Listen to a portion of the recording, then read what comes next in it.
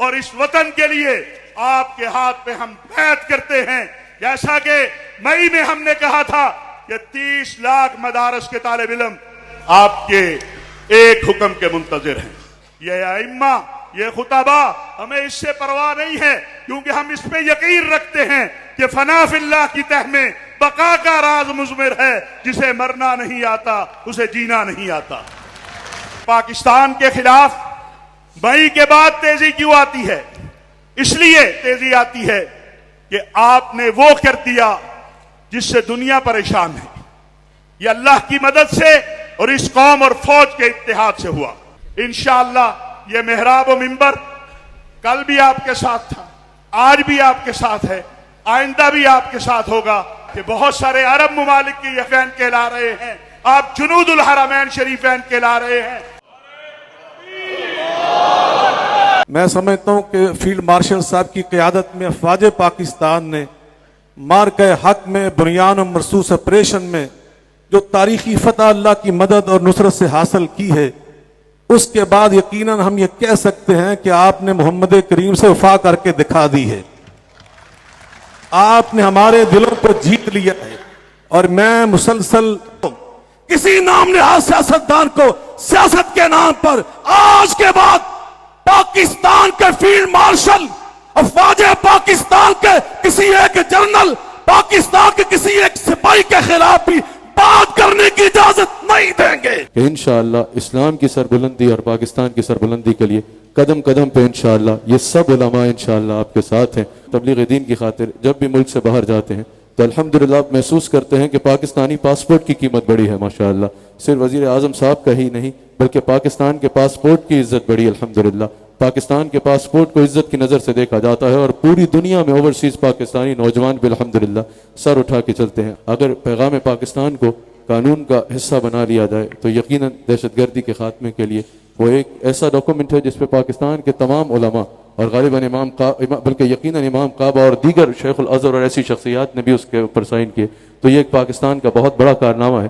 اگر اس کو یقیناً پاکستان کے قانون کا حصہ بنایا جائے پارلیمنٹ میں لا کے تو وہ ایک احسن اقدام ہوگا۔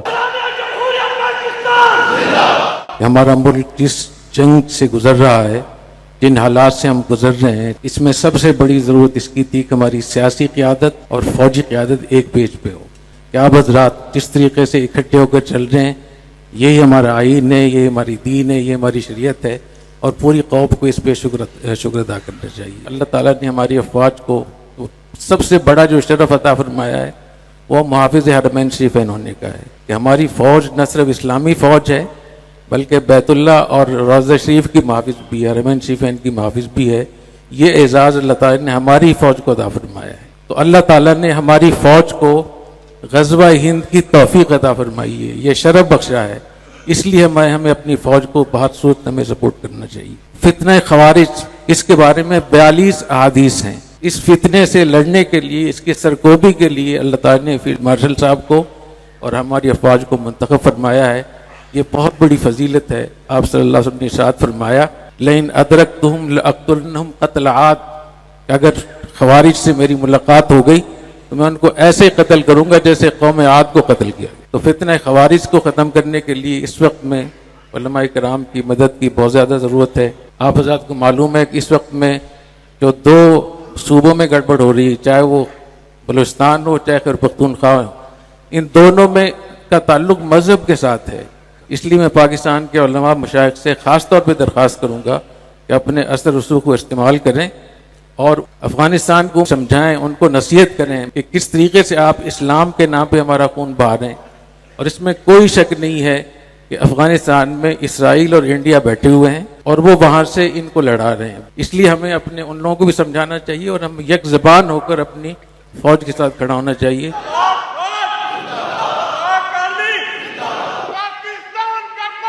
بنیان مرصوص ہماری عزت اور شرف کا باعث بنا ہے، اور ہم امید کرتے ہیں کہ اللہ سبحانہ و تعالی ہمارے شہداء کے درجات کو بلند فرمائے گا، جنہوں نے ہماری نیند کی خاطر، ہمارے آرام کی خاطر، ہمارے ملک کی خاطر اپنی قربانیاں دی ہیں۔ میں ان تمام میڈیا پہ آ کر میرے پیارے ملک کے خلاف آواز اٹھانے والوں کو पाक अफवाज के खिलाफ, सरहद की हिफाजत करने वाले हमारे मुजाहिदों के खिलाफ आवाज़ उठाने वालों को बाकायदा तौर पर कंडेम करता हूँ।